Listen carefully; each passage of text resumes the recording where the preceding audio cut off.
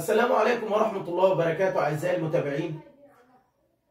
بنميل لأن احنا نتكلم في جانب الضبط في القضايا الجنائية وكيفية ضبط المتهم. والنهاردة هنكلمك في الفيديو ده عن إشكالية بسيطة، هو دخول للمنزل يختلف عن تفتيش المنزل. طبعا اكيد يختلف، دخول المنزل حاجة وتفتيشه حاجة تانية.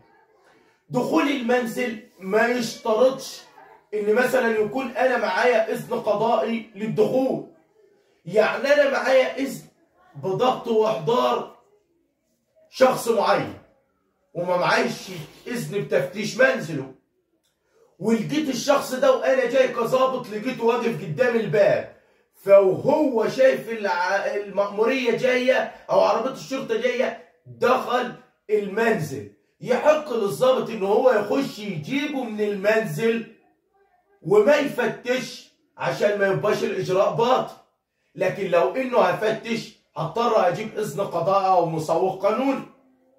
لو أنا كراجل ضبط قضائي ومارر من قدام بيت وسمعت مثلا فيه صوت حد بيستنجد وفي مثلا حريقه او في خلاف ذلك، انا بخش المنزل بس ما بفتش وبيبقى اجراء قانوني سليم.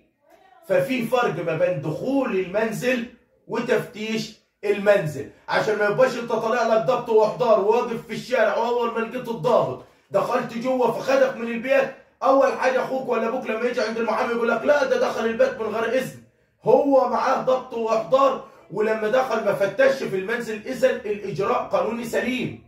انتظروني في فيديو جديد ومعلومه جديده.